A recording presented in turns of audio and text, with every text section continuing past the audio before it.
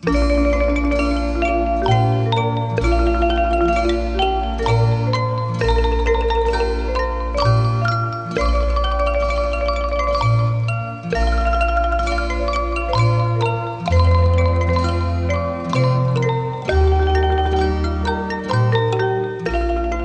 งแสดงพระสูตรเป็นครั้งแรก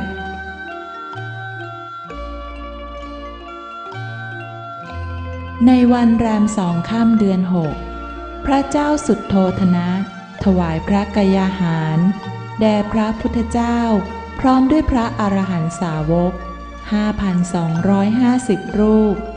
และสามเณรลาหุนผู้เป็นหลานเสร็จแล้วจึงกราบทูลว่าตั้งแต่พระองค์เสด็จออกผนวดหาธรรมอนัตตาจนกระทั่งถึงวันเพ็ญเดือน 6นี้พระบิดาเองได้สอบถามถึงข่าวคราวของพระองค์อยู่เสมอพระพุทธองค์จึงตรัสถึงอดีตชาติที่เคยเสวยพระชาติเป็นกวางทองการที่พระองค์ทรงเล่าอดีตชาติอย่างนี้คือพระสูตรนั่นเองเพราะฉะนั้นนับจากที่ตรัสรู้มาแล้ว1 ปีกับ 2 วันคือในวันแรม2 ค่ำเดือน 6นี้พระองค์จึงตรัสพระสูตรเป็นครั้งแรกเมื่อแสดงพระสูตรจบลงพระองค์จึงทรงสรุปลงด้วยคำว่าหา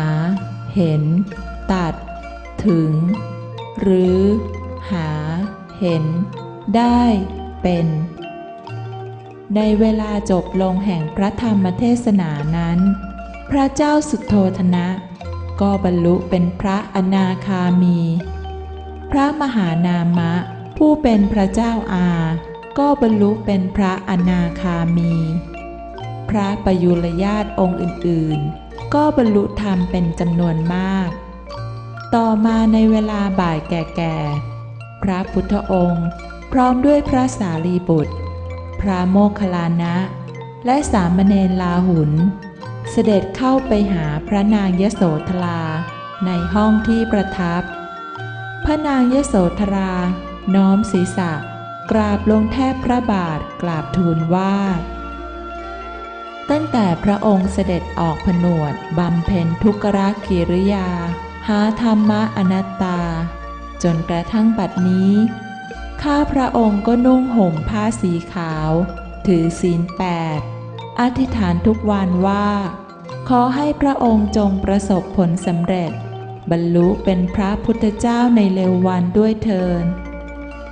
พระองค์จึงตรัสเล่าถึงอดีตที่เคยเสวยพระชาติเป็นกินนอนและนางยโสธราเป็นกินนรีเรื่องกินนอนนี้เป็นการแสดงพระสูตรครั้งที่2ของพระพุทธองค์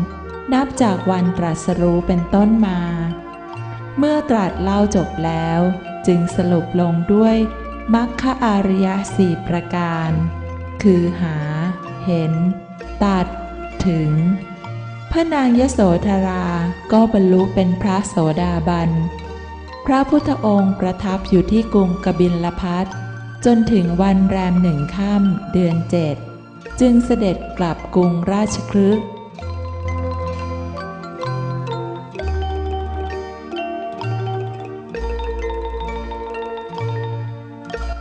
พระวินัยเกิดขึ้นตอนไหนคือในพรรษาที่2นั้น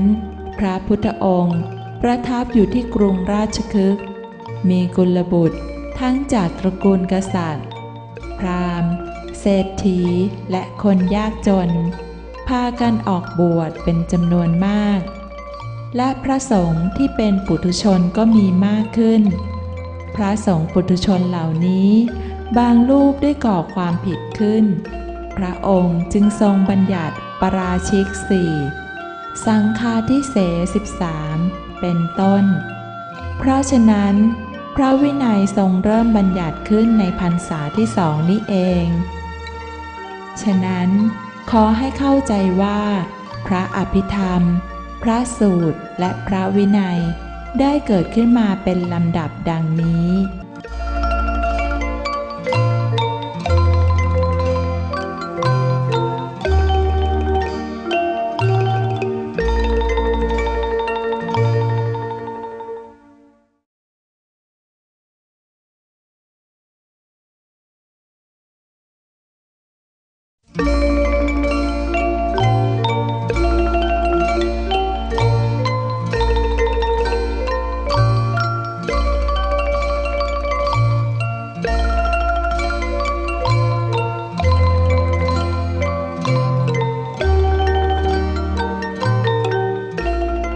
สัพเพธัมมาอนัตตา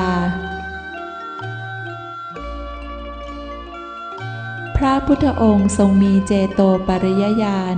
กำหนดรู้ใจของปุถุชนทรงเห็นและรู้ว่าปุถุชนทำผิดทำถูกตั้งแต่พรรษาที่3เป็นต้นไปเมื่อทรงแสดงพระสูตรจบลงก็ทรงนำเอาพระอภิธรรมซึ่งละเอียดลึกซึ้งเป็นอย่างยิ่งนั้นมาแสดงกำกับและนำเอามรรคอริยสี่คือหาเห็นตัดถึงมาสรุปลงตอนท้ายทุกครั้งเมื่อทรงเห็นพระสงฆ์ปุถุชนกระทำผิดก็ทรงบัญญัติพระวินัยและเช่นเดียวกันคือเมื่อตรัสถึงพระวินัยจบลงก็ทรงนำเอาพระอภิธรรม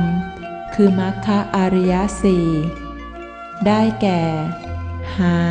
เห็นตัดถึงสรุปลงตอนท้ายเช่นเดียวกันเพราะฉะนั้นพระอภิธรรมจึงมีมากถึง 42,000 พระธรรมขันธ์เท่ากับพระสูตรและพระวินัยรวมกันกล่าวคือในเมื่อพระสูตรมี 21,000 พระธรรมขันธ์พระอภิธรรมหรือหาเห็นตัดถึงอนัตตานั้นก็มี 21,000 พระธรรมขันธ์ในเมื่อพระวินัยมี 21,000 พระธรรมขันธ์พระอภิธรรมหรือหาเห็นตัดถึงอนัตตานั้นก็มี 21,000 พระธรรมขันธ์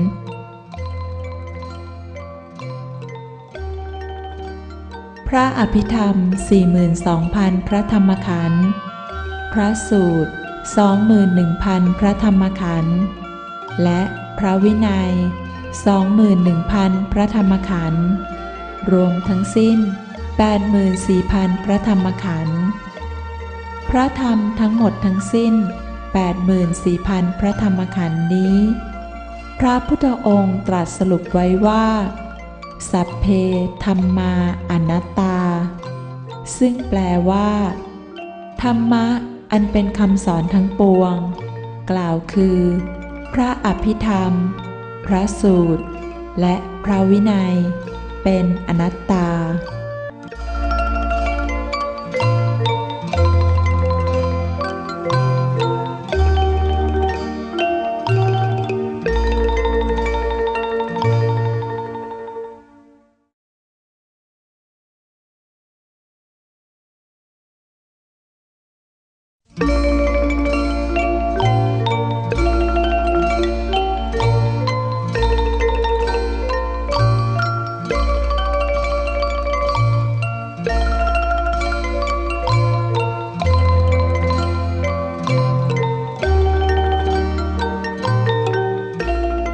อนัตตา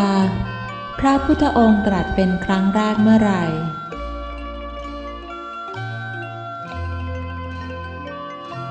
ณภายใต้ต้นพระศรีมหาโพธิ์นั้นเมื่อทรงรับเอาอรหัตตมรรคตัดกิเลสบรรลุถึงอรหัตผลตรัสรู้เป็นพระสัมมาสัมพุทธเจ้าแล้วพระพุทธองค์ทรงเปล่งพระวาจาว่าอนัตตาทันที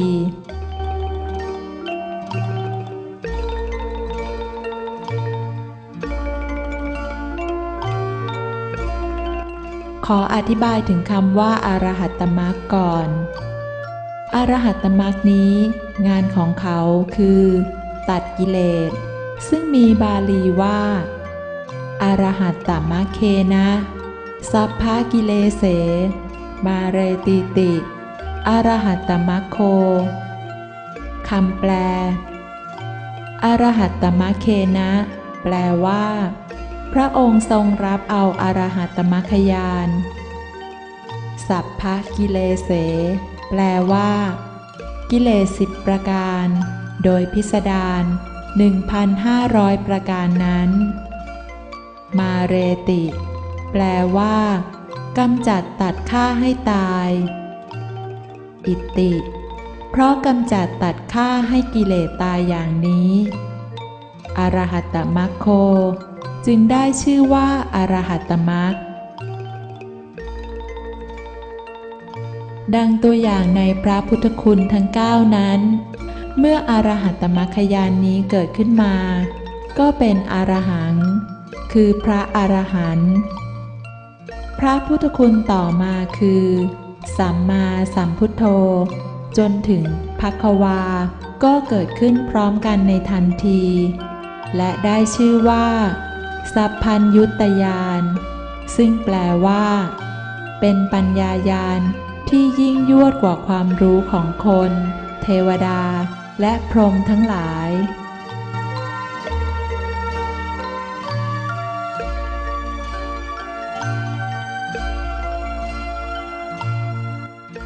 ในช่วงเวลาขณะนั้น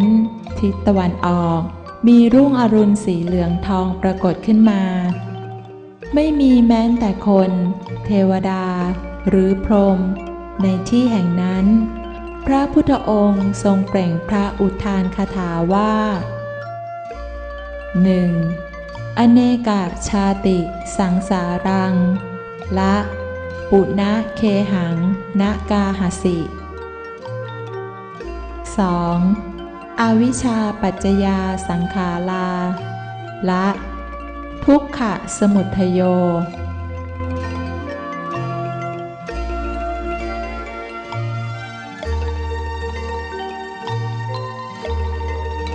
คำว่าอเนกชาติและคำว่าอวิชชาปัจจยาเป็นเหตุเรียกว่าเหตุปัจจโยปัฏฐานส่วนคำว่าสังสาระกับคำว่าสังขารนี้เป็นผลเรียกว่าวิปากปัจจโยปัฏฐานอันหนึ่งคำว่าอเนกชาติสังสารังและอวิชชาปัจจยาสังขาราเป็นพระอภิธรรมวิพังค์วิพังครูปจะกล่าวโดยยึดเอาเอโกธัมโมมากล่าวก่อน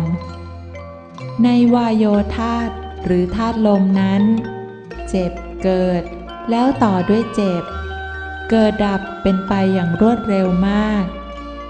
วิญญาณใจรู้เจ็บก็ต่อด้วยรู้เจ็บเกิดดับเป็นไปอย่างรวดเร็วมากเช่นเดียวกันและเวทนาใจรับเจ็บก็ต่อด้วยรับเจ็บเกิดดับเป็นไปอย่างรวดเร็วมากเหมือนกันอาการลักษณะที่เป็นไปอย่างรวดเร็วมากอย่างนี้เรียกว่าวิภังคะหรือวิภังเป็นอภิธรรมอภิแปลว่าละเอียดและมีอยู่ในที่ลึกมากธรรมะคืออนัตตาเมื่อรวมกันแล้วจึงหมายความว่าอนัตตานี้ละเอียดและมีอยู่ในที่ลึกเป็นอย่างยิ่งเพราะอัตตานำเอาบัญญัติมาปิดบังอนัตตาไว้อย่างมิดชิดเฉพาะแต่ตาคนตาเทวดาตาพรหมไม่สามารถมองเห็นได้หมายความว่าตรงที่สภาวะอนัตตามีอยู่นั้นละเอียดและซ่อนอยู่ลึกมากตาธรรมดาของมนุษย์หรือตาทิพย์ของเทวดาและพรหมไม่สามารถตรวจสอบมองเห็นได้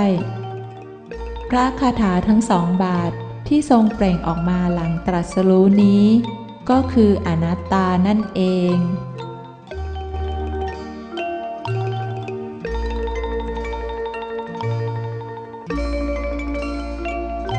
เรื่องพระพุทธองค์ทรงเปล่งพระวาจาว่า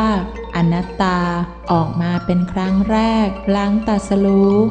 ขอจบไว้แต่เพียงเท่านี้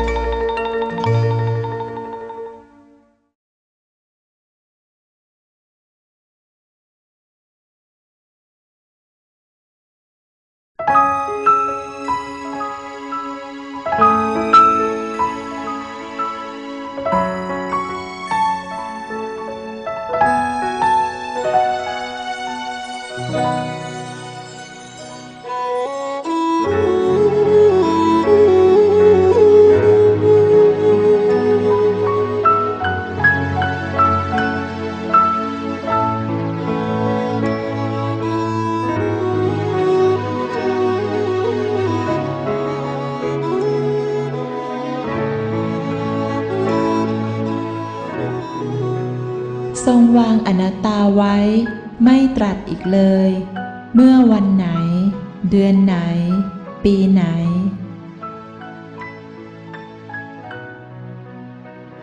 ในช่วงเวลาเช้ามืดก่อนวันรุ่งขึ้นของวันเพ็ญเดือน6ก่อนพุทธศักราช1 ปีขณะที่พระพุทธองค์กำลังจะทรงวางทิ้งขันธ์ของมนุษย์แล้วเข้าสู่อนุปาทิเสสนิพพานนั้นสุภัททปริภาชกแต่งตัวในชุดสีขาวมาเข้าเฝ้าทูลถามปัญหาว่า 1. นกที่บินอยู่ในอากาศนั้นมีรอยเท้าปรากฏอยู่หรือไม่ 2. วัฏฏะสงสารนี้จะไปสิ้นสุดณที่ใด และ 3. ในโลกนี้พระอริยเจ้ามีอยู่จริงหรือไม่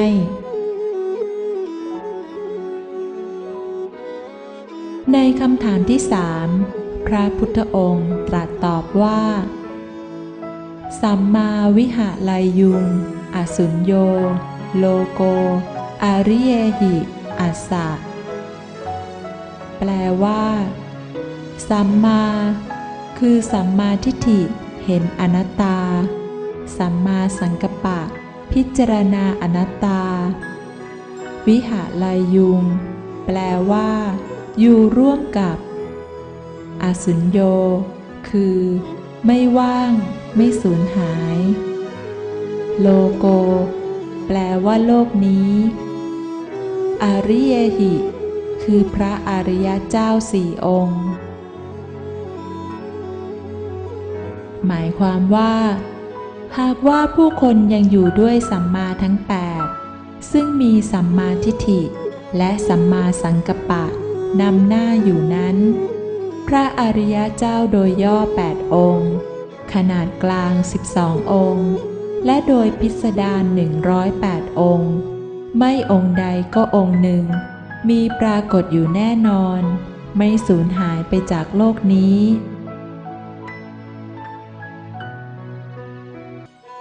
พระอัฏฐคถาจารย์บางรูปเป็นผู้เชื่อในศีลคือเชื่อว่าตนเองเป็นผู้มีศีลบริบูรณ์เมื่อมีศีลบริบูรณ์ก็เข้าใจว่าเป็นพระอรหันต์แล้วจึงตีความหมายพุทธดำรัสนี้ว่าหากผู้คนยังอยู่ด้วยศีลโลกนี้ย่อมไม่ว่างจากพระอรหันต์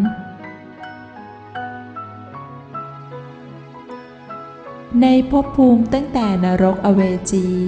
จนถึงพรหมชั้นเนวสัญญานาสัญญายตนะรวมทั้งสิ้น26ภพภูมิหากตีความหมายพระพุทธพจน์ดังกล่าวว่าหากผู้คนอยู่ด้วยศีลโลกนี้ย่อมไม่ว่างจากพระอรหันต์อย่างนั้นแล้วในทุกขติภูมิทั้ง4ภูมินั้นกล่าวโดยที่สุดแล้วแม้แต่สัตว์นรกซึ่งอยู่ในนรกภูมินั้น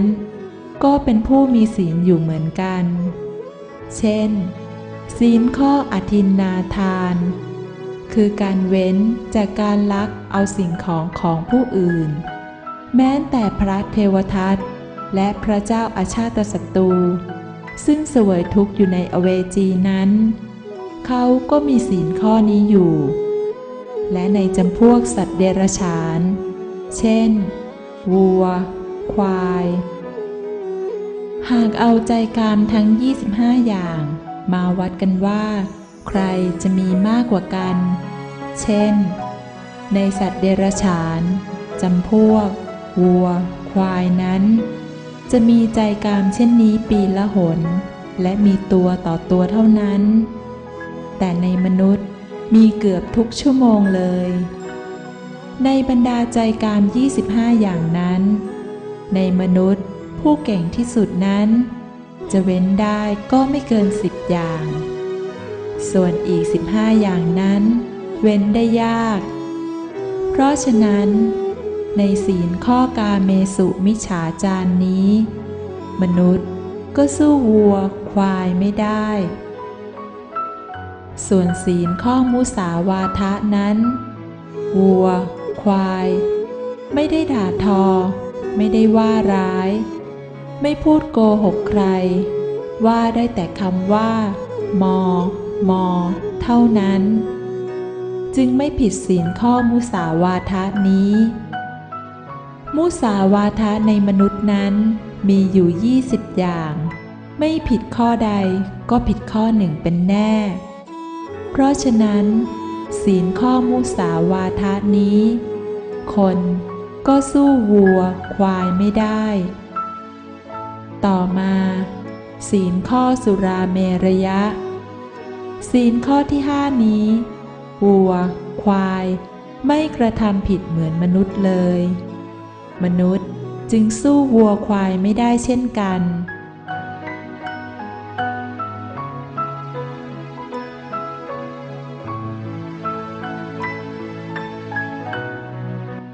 ความหมายของคำว่าสุราเมรยะสุราเมรยะมีความหมายดังนี้คำว่าสุราเป็นชื่อของบุคคลคนแรกที่ไปพบสิ่งหมักดองแล้วนำมาดื่มกินสิ่งหมักดองนี้ในภาษาบาลีเรียกว่าเมริยะหรือเมรัยการดื่มกินของหมักดองนี้เองที่ทำให้ผิดศีลของหมักดองที่จัดว่าเป็นเมรัยมีดังนี้ 1. ประเภทดอกเช่นนำเอาดอกกะหล่ำดอกผักกาดเป็นต้นมาหมักดองเป็นเมรัย 2. ประเภทผลเช่นนำเอาผลไม้ประเภทต่างๆมาหมักดองเป็นเมรัย 3. ประเภทรากเช่นนำเอารากหัวพืชต่างๆมาหมักดองเป็นเมรัย 4. ประเภทลำต้นเช่นนำเอาผักกาดทั้งต้นมาหมักดองเป็นเมรัย 5. ประเภทซากสัตว์เช่นนำเอาปลาเนื้อสัตว์มาหมักดองเป็นเมรัย 6. ประเภทน้ำเช่นนำเอาน้ำผึ้งน้ำหัวเชื้อต่างๆมาหมักดองเป็นเมรัย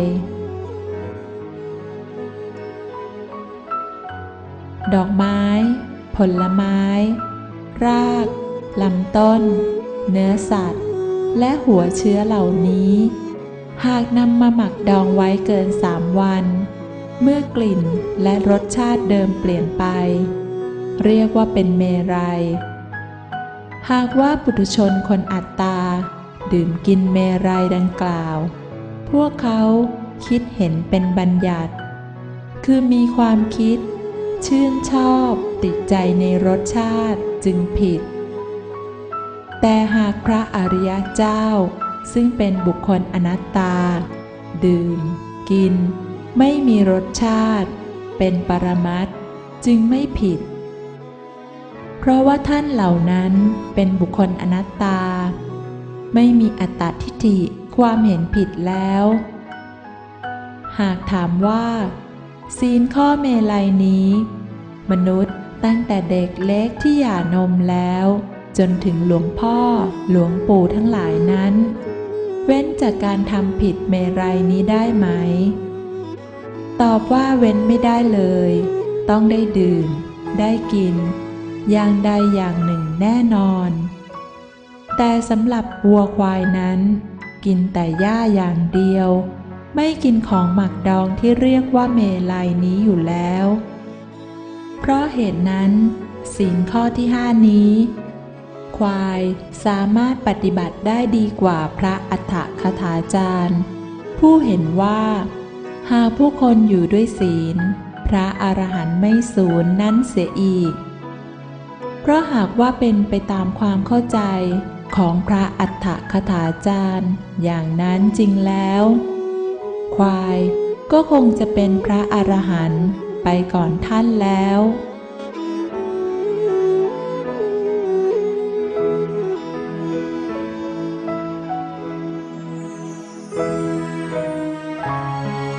หากผู้คนอยู่ด้วยสัมมาทั้งแปดพระอริยเจ้าไม่สูญคำว่าอริเยหิแปลว่าเป็นพระอริยเจ้าถามว่าสิ่งใดหรือที่ทำให้เป็นพระอริยเจ้าสิ่งที่ทำให้เป็นพระอริยเจ้าก็คือตัดถึงกระบวนการที่ก่อให้เกิดตัดถึงก็คือหาเห็นสัมมาสังกัปปะเป็นผู้หาอนัตตาสัมมาทิฏฐิเป็นผู้เห็นอนัตตามัคคญาณเป็นผู้เกิดขึ้นมาตัดอัตตาผลญาณเกิดขึ้นมาเรียกว่าถึงพระนิพพาน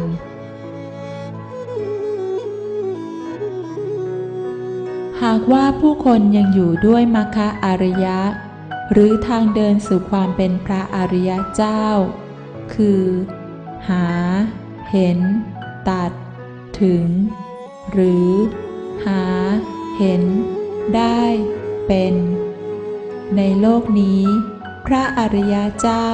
ไม่องค์ใดก็องค์หนึ่งจะมีอยู่ไม่สูญหากมีกระบวนการปฏิบัติตามมรรคอริยทั้งสี่นี้อยู่แม้ไม่มีศีลก็สามารถบรรลุเป็นพระอริยเจ้าได้อยู่ตัวอย่างเช่น 1. องคุลิมานฆ่าคนตาย999 คนแล้วนำนิ้วมือมาทำเป็นพวงมาลัยการฆ่าคนอย่างนี้แล้วจะมาบอกว่าเป็นคนมีศีลใครคงไม่เชื่อทั้งที่ไม่มีศีลอย่างนี้แต่เพราะเหตุใดหรือท่านองคุลิมานจึงสามารถบรรลุเป็นพระอรหันต์ได้เพราะว่าท่านนั้นมีสัมมาทิฏฐิเห็นธรรมมีคือเห็นจิตเจตสิกรูปและนิพพานเป็นอนัตตามีสัมมาสังกัปปะรู้ธรรมจริงหาพบธรรมจริงคือพิจารณารู้ว่ารูปวิญญาณเวทนาเป็นสุญญตาเป็นอนัตตานั่นเอง 2. อาลาวกยักษ์ในระยะเวลา12 ปีกินคนถึง 2,380 คนการกินคนทำผิดศีลข้อปาณาติบาตเป็นผู้ไม่มีศีลแต่ก็สามารถบรรลุเป็นพระโสดาบันได้ทำไมจึงเป็นเช่นนั้นก็เพราะว่าท่านมีปัญญาและรับปัญญาหาเห็นตัดถึงได้นั่นเอง 3. นายตับปาติกะทำหน้าที่ฆ่านักโทษประหารเป็นระยะเวลา50 ปีรวมทั้งสิ้น 18,280 คนเป็นผู้ไม่มีศีลเลยแต่ก็สามารถบรรลุเป็นพระโสดาบันได้เป็นเพราะอะไรเป็นเพราะว่าท่านได้มาพบและมารับปัญญาหาเห็นตัดถึงได้นั่นเอง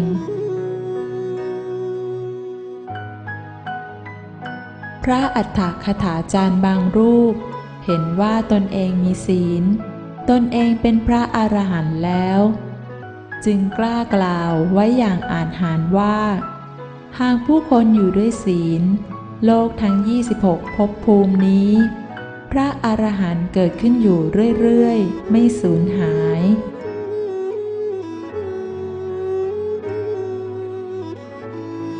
เพราะทรงมีปัญญาหาเห็นตัดถึงคือหาเห็นอนัตตาตัดกิเลสทั้งหลายซึ่งมีอัตตาเป็นผู้นำได้แล้วและบรรลุถึงพระนิพพานแล้วพระองค์จึงทรงกล้าตัดอย่างอาจหาญว่าหากว่าผู้คนยังอยู่ด้วยสัมมาทั้ง8ซึ่งมีสัมมาทิฏฐิและสัมมาสังกัปปะนำหน้าพระอริยเจ้ามีอยู่ ย่อมไม่สูญไปจากโลกนี้หลังจากที่พระองค์ทรงตอบคำถามแล้วท่านสุภัททปริภาชกก็รับหาเห็นตัดถึงหรือหาเห็นได้เป็นจึงบรรลุเป็นพระอนาคามีกราบลาพระพุทธองค์แล้วไปนั่งสงบหาเห็นอนัตตาต่อในระยะเวลาที่ทิศตะวันออกมีแสงสีทองปรากฏขึ้นมานั้นพระพุทธองค์ตรัสเป็นปัจฉิมวาจาว่าหันทะทานิภิกขเวอามันตยามิโวขยะวยะสังขาราอัปปมาเทนะสัมปาเททะคำแปลภิกขเวแปลว่าดูก่อนท่านผู้เห็นภัยแห่งการเกิดแก่เจ็บตายทั้งหลายหันทะแปลว่าเชิญฟังทางนี้เถิดทานิแปลว่าบัดนี้อามันตยามิแปลว่าเราขอเตือนโวคือเธอทั้งหลายสังขาราหมายถึงโลภะมานะและทิฏฐินำใจอกุศล12ดวงและใจกุศล17ดวงทำงานเรียกว่าขาราจากนั้นก็ได้มาซึ่งผลคือตายแล้วเกิดตายแล้วเกิดเรียกว่าสังอัปปมาเทนะแปลว่าจงนำเอาความไม่หลงลืมอนัตตาสัมปาเททะแปลว่าให้ถึงพร้อมบริบูรณ์เสียเถิดขยะแปลว่าเกิดมาแล้วแก่เจ็บวยะแปลว่าเกิดมาแล้วดับไปผ่านไปตายไปอัปปมาเทนะแปลว่าจงเอาสัมมาสังกัปปะพิจารณาอนัตตาเอาสัมมาทิฏฐิเห็นอนัตตาสัมปาเททะแปลว่ารีบทำให้ถึงพร้อมด้วยกันทุกท่านเทิน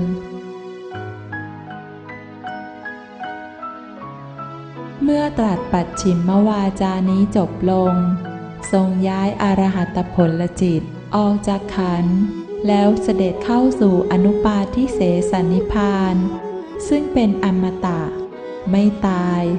และไม่ไปถือปฏิสนธิที่ไหนอีกต่อไปพระพุทธองค์ทรงปิดพระวาจาไม่ตรัสไม่แสดงอนัตตาอีกต่อไปณภายใต้ต้นสาละคู่เมืองกุสินารานี้เอง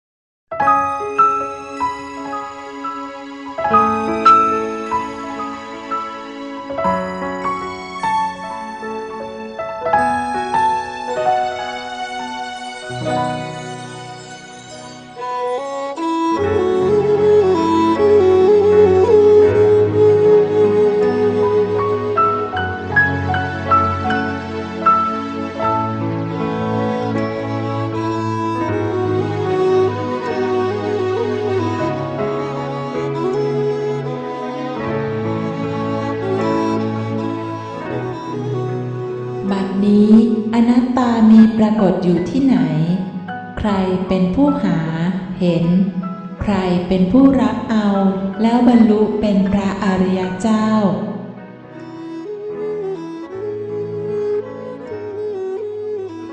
จิตเจตสิกรูปอยู่ที่ไหน อนัตตาก็มีปรากฏอยู่ที่นั่นในอดีตที่ผ่านมาแล้วนั้นเพราะว่าจิตเจตสิกรูปหรือรูปวิญญาณเวทนาดับไปแล้วอนัตตาก็ดับไปแล้วเหมือนกันจึงไม่มีในอดีตส่วนในอนาคตก็เช่นเดียวกันเพราะว่าจิตเจตสิกรูปหรือรูปวิญญาณเวทนายังไม่เกิดอนัตตาก็ยังไม่เกิดเหมือนกันส่วนตรงที่ปัจจุบันนั้นจิตเจตสิกรูปหรือรูปวิญญาณและเวทนาเกิดขึ้นมาและมีปรากฏอยู่ตรงที่วิถีจิตแห่งปัจจุบันนั้นอนัตตาก็เกิดขึ้นมา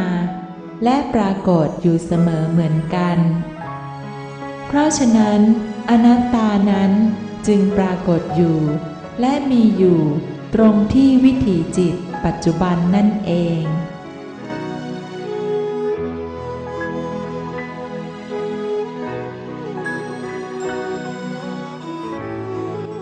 หากถามว่าใครเป็นผู้หา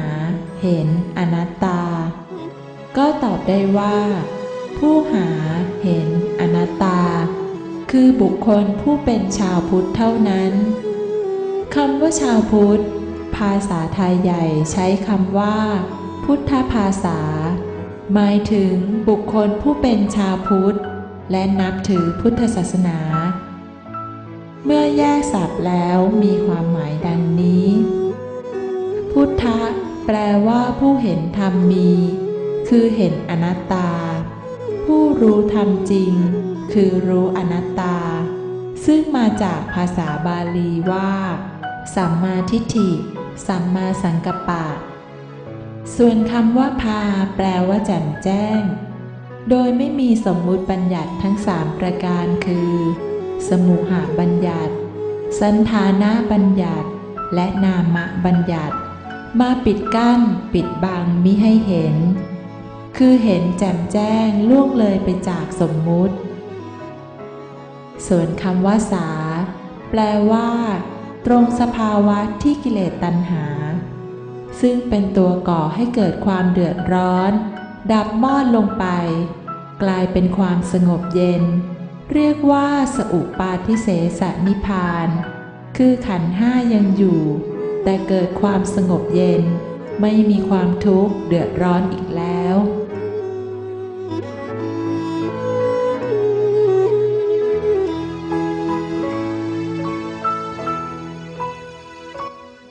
ดังนั้นคำว่าพุทธภาษาจึงหมายถึงบุคคลผู้เป็นชาวพุทธหากนำมารวมกันจึงแปลว่าผู้รู้แล้วเห็นแล้วแจ่มแจ้งแล้วสงบเย็นแล้วคือเป็นผู้รู้เห็นอย่างแจ่มแจ้งโดยไม่มีสิ่งสมมุติใดมาขวางกั้นสงบเย็นอยู่กล่าวให้เข้าใจง่ายๆคือสัมมาทิฏฐิสัมมาสังกัปปะกับมนุษย์สัมมาทิฏฐิสัมมาสังกัปปะกับเทวดาสัมมาทิฏฐิสัมมาสังกัปปะกับพรหมอยู่ร่วมกันอย่างไม่ขาดช่วงไม่ขาดสายมนุษย์ผู้นั้นเทวดาองค์นั้นพรหมองค์นั้นเรียกว่าพุทธภาษาหรือชาวพุทธบุคคลผู้เป็นชาวพุทธนี้แหละเป็นผู้หาเห็นอนัตตาอีกในหนึ่งคือบุคคลผู้หาเห็นอนัตตาเรียกว่าชาวพุทธเพราะฉะนั้นมนุษย์ผู้หาเห็นอนัตตาเทวดาผู้หาเห็นอนัตตาพรหมผู้หาเห็นอนัตตาคือบุคคลสัมมาทิฏฐิสัมมาสังกัปปะเรียกว่าชาวพุทธบุคคลผู้เป็นชาวพุทธนี้เรียกอีกอย่างหนึ่งว่าบุคคลรองอริยะคือผู้กำลังฝึกเป็นพระอริยะ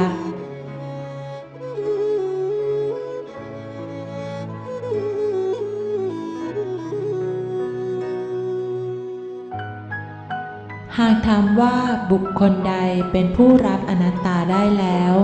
บรรลุเป็นพระอริยเจ้าก็ตอบได้ว่ามัคคะอาจาระบุคคล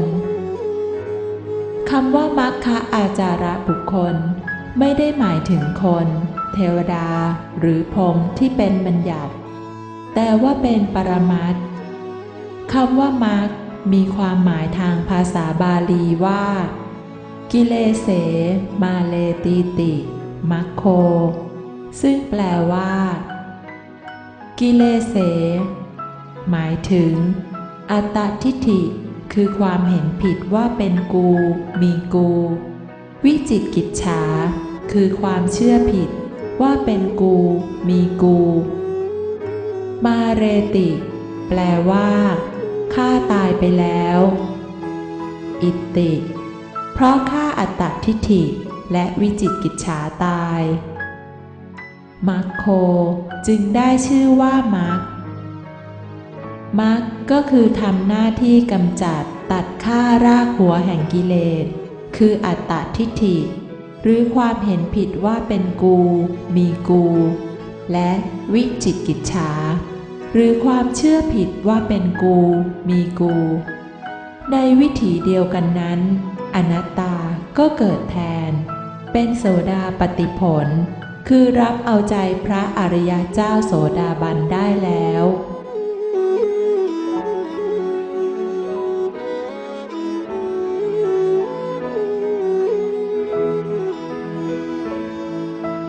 คำว่าอริยะแปลว่าผู้ไม่กระทำผิดทำไมท่านไม่กระทำผิดเพราะว่าท่านรับอนัตตาอยู่กับอนัตตาแล้วจึงไม่มีความเห็นผิดไม่มีความเชื่อผิดในเมื่อไม่มีความเห็นผิดความเชื่อผิดแล้วแม้ว่าท่านจะกระทำทานอยู่ก็ไม่มีกูไม่มีเราเป็นผู้ทำจึงเป็นทานชั้นสูงหรือทานประณีตเรียกว่าทานวิสุทธิคือทานไม่มีอัตตาแม้ว่าท่านถือศีลอยู่ก็ไม่มีกูไม่มีเราเป็นผู้ถือศีลที่ท่านถือจึงเป็นวิรัติศีลเรียกว่าศีลวิสุทธิคือศีลไม่มีอัตตาแม้ว่าท่านนั่งสมาธิเข้าพละสมาบัติอยู่ก็ไม่มีกูไม่มีเราเป็นผู้นั่งจึงเรียกว่าจิตตวิสุทธิหรือจิตไม่มีอัตตา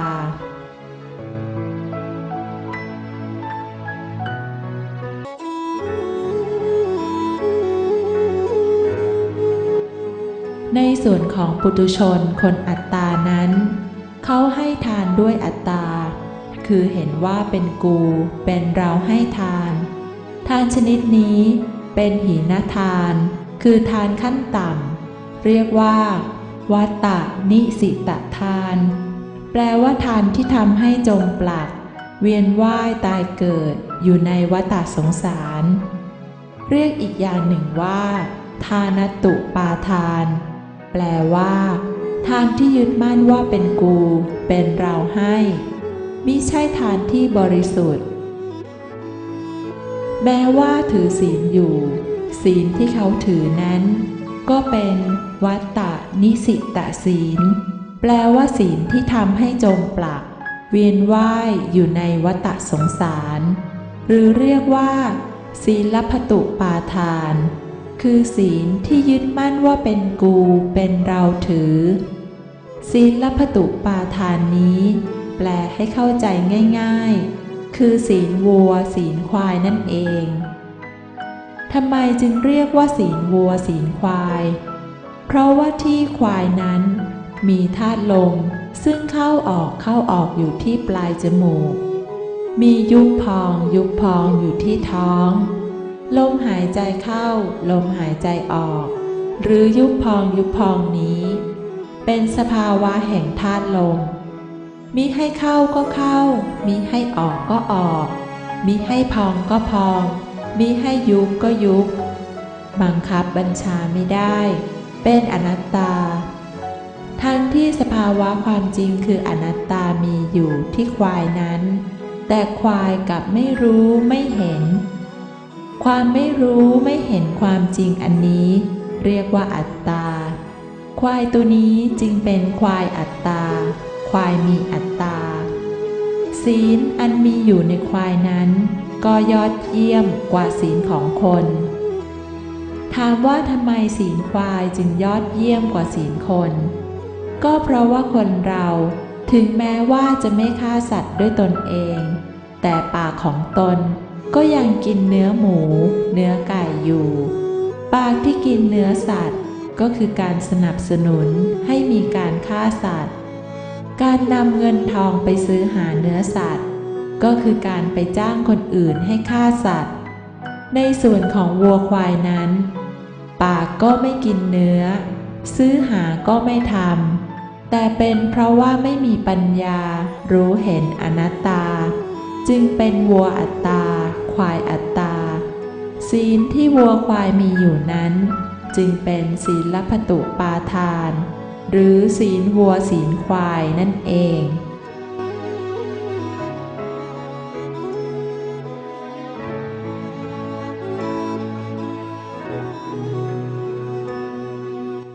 ในเรื่องของการฝึกสมาธิ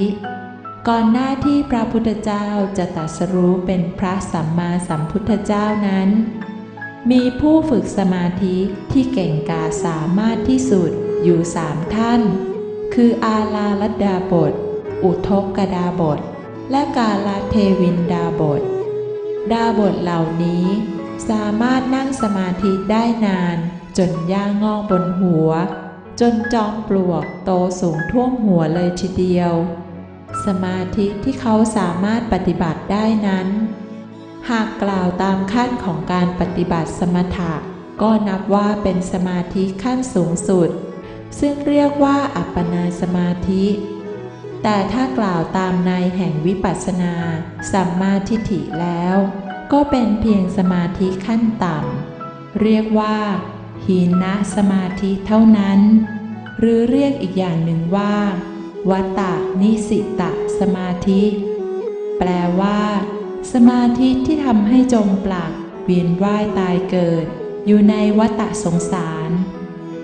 คือเมื่อปฏิบัติจนได้สมาธิขั้นนี้แล้วก็นำไปบังเกิดเป็นรูปพรหมหรืออรูปพรหมหากหมดอายุของพรหมก็บ่ายหน้ากลับลงมาเกิดในอบายภูมิ4เป็นหมูหมาม้าแมวอีกสมาธิที่ปฏิบัติจนได้ใจพรหมอย่างนี้ก็ยังเป็นการกระทำที่ยังไม่จบเพราะว่าเป็นเพียงแค่จิตตุปาทานคือการปฏิบัติที่ไม่ได้อนัตตาแต่กลับได้อัตตาเหมือนเดิมซึ่งตั้งอยู่บนพื้นฐานของอัตตทิฏฐิคือความเห็นผิดวิจิกิจฉาคือความเชื่อผิดมิจฉากัมมันตะคือการกระทำผิดแล้วก็ได้มิจฉาภละคือได้ผลผิดคือได้รับการเวียนว่ายตายเกิดในวัฏสงสารต่อไปอย่างไม่จบไม่สิ้น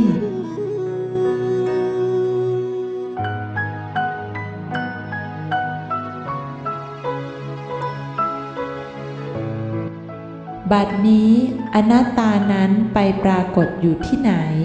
ใครเป็นผู้หาเห็นอนัตตาใครเป็นผู้ตัดอัตตารับเอาอนัตตาแล้วบรรลุเป็นพระอริยะขอจบไว้แต่เพียงเท่านี้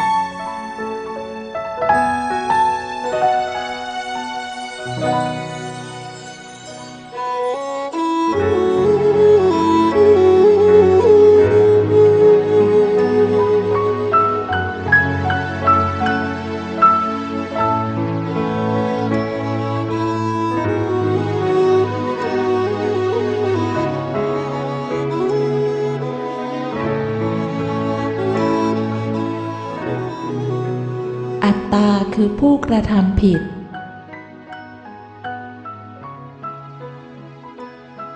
อัตตาคือมิจฉาทิฏฐิความเห็นผิดเมื่อมีความเห็นผิดก็คิดผิดเรียกว่ามิจฉาสังกัปปะเมื่อคิดผิดก็กระทำผิดเสมอเรียกว่ามิจฉากัมมันตะเมื่อกระทำผิดก็ได้รับผลผิดเรียกว่ามิจฉาภละบุคคลผู้มีอัตตาพาให้กระทำผิดนั้นประกอบด้วย 1. หมู่สัตว์ผู้บังเกิดในอบายภูมิสี่เรียกว่าทุกขติอเหตุบุคคลผู้ที่มีอัตตาหนาในอบายภูมิสี่นี้มีสี่ประเภท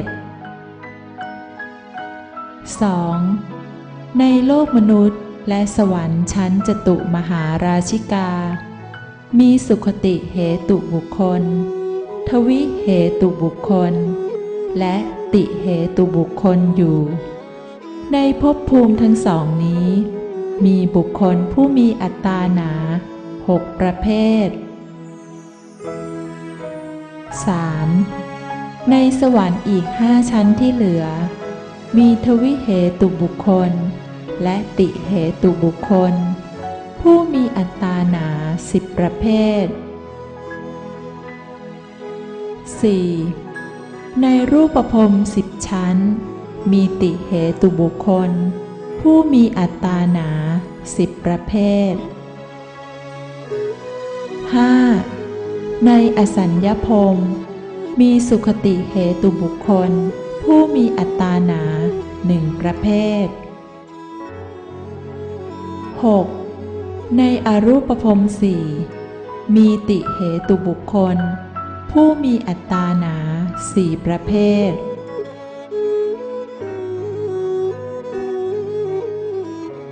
บุคคลผู้มีอัตตาหนาทั้งหมดมี35คนแล้วคูณด้วยประเภทต่ำประเภทกลางและประเภทสูงรวมทั้งสิ้น105คนที่เรียกว่ามีอัตตาหนาเพราะว่ามีมิจฉาทิฏฐิคือความเห็นผิดว่าเป็นกูมีกูมีมิจฉาสังกัปปะคือความคิดผิดว่าเป็นกูมีกูมีมิจฉาศรัทธาคือความเชื่อผิดว่าเป็นกูมีกูเมื่อมีความผิดทั้ง3ประการนี้แล้วการกระทำใดๆลงไปก็เป็นการทำผิดเรียกว่ามิจฉากัมมันตะและจะได้รับผลผิดเป็นมิจฉาภละคือการเวียนว่ายตายเกิดต่อไปอย่างไม่มีที่สิ้นสุดเลย